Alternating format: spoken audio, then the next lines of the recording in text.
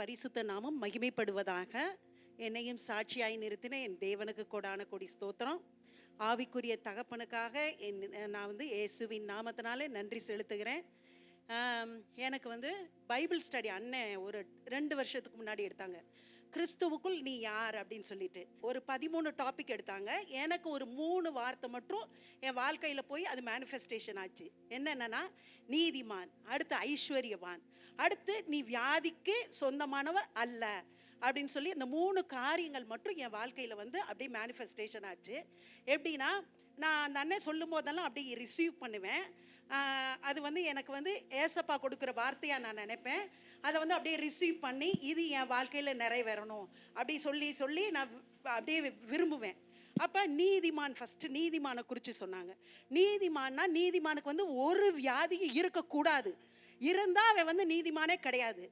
ஏசப்பா என்னைக்கு தன்னுடைய சொந்த ரத்தத்தினால நம்மளை பிள்ளையா ஏற்றிட்டாரு.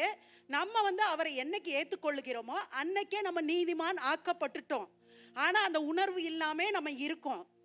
அப்போ அந்த உணர்வை அண்ணன் மூலம் ஆவியானவர் எனக்கு உணர்த்தினார்.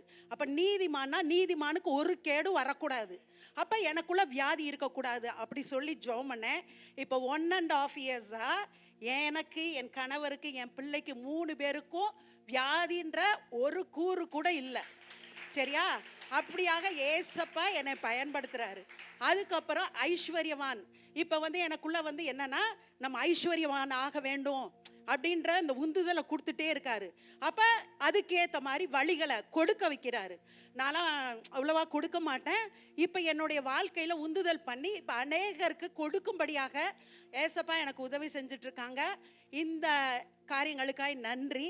அதுக்கப்புறம் என்னென்னா, எனக்கு சுகமாக்கப்பட்டிருக்கேன்றத அடிக்கடி அந்த வார்த்தையை என்ன பண்ணுவேன்னா அறிக்கை பண்ணுவேன். எனக்கு ஒரு சில சமயம்லாம் திடீர்னு காலை பிடிச்சி இழுத்துட்டு அப்படியே நடக்கவே முடியாதபடி இருக்கும். அப்போல்லாம் நான் சொல்லுவேன், நான் இயேசு கிறிஸ்துவின் ரத்தத்தினால நீதிமான் ஆக்கப்பட்டிருக்கேன். அப்போ எனக்குள்ள அந்த வியாதின்ற கூறு கூட இருக்க முடியாது அப்படின்னு சொல்லி அறிக்கை பண்ணி அந்த வியாதியே என்ட்ராக விட மாட்டேன். அப்படியாக என்னை கர்த்தருக்குள் வழி நடத்தின என் தகப்பனுக்காக கொடான கொடி நன்றி செலுத்துகிறேன். இன்னும் என் மூலம் தேவனுடைய நாமம் மகிமைப்படட்டும். இயேசு கிறிஸ்துவின் நாமத்தில் நன்றி செலுத்துகிறேன். தேங்க்யூ.